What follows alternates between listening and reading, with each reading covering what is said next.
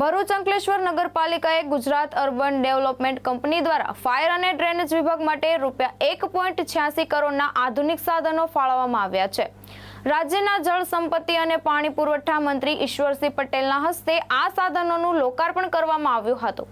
અંકલેશ્વર નગરપાલિકા દ્વારા ભરૂચી નાકા સ્થિત ફાયર સ્ટેશન ખાતે ફાયર અને ડ્રેનેજ વિભાગ માટેના નવા વાહનો અને સાધનોનું લોકાર્પણ કાર્યક્રમનું આયોજન કરવામાં આવ્યું હતું।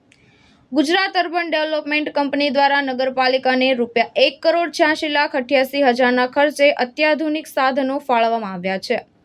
આ સાધનોમાં વોટર બ્રાઉઝર, મિની ફાયર અને ફોર્મ ટેન્ડર, જેટિંગ કમ સક્શન મશીન તેમજ ગાર્બેજ બકેટ મશીનોનો સમાવેશ થાય છે।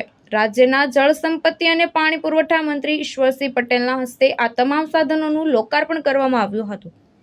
5મી જૂન વિશ્વ પર્યાવરણ દિવસ નિમિત્તે આજરોજ અંકલેશ્વર ખાતે સ્વર્ણિમ લેકવ્યુની અંદર વૃક્ષારોપણની કામગીરી કરી। સાથે સાથે આજે અંકલેશ્વર નગરપાલિકા દ્વારા એટલે કે જીયુડીસી ગાંધીનગર દ્વારા આજે અહીંયા ફાયર અને ડ્રેનેજના કામ માટે 4 જેટલા વાહનો મશીનરી આપવામાં આવી છે, જેની કિંમત થાય છે ₹1,87,00,000ના ખર્ચે આજે અહીંયા નગરપાલિકાને ગુજરાત જીયુડીસી દ્વારા ગાંધીનગર દ્વારા અહીંયા જ્યારે મશીનરી આપવામાં આવી ત્યારે જે રીતે પહેલાં મેન્યુઅલી જે કામ કરતા હતા અને માણસો અંદર ઉતરવું પડતું હતું એની જગ્યાએ આ મશીન દ્વારા જ પોતે 10, 15, 20 ફૂટ હોય કે 30 ફૂટ આમ બે જાતના છે, એક 10 મીટર અને બીજું છે તે 30 મીટર, આમ બંને વાહનો દ્વારા જે રીતે પહેલાં મેન્યુઅલી માણસ ઉતરવું પડતું હતું ને ઈજાઓ પર થતી હતી, ત્યારે ગુજરાત સરકારે આના એ માટે આ મશીન દ્વારા એ ડ્રેનેજ સાફ થાય અને જેનો કચરો મળ હોય એ નીકળે એ પ્રકારની મશીનરી આજે અંકલેશ્વરને આપી। ત્યારે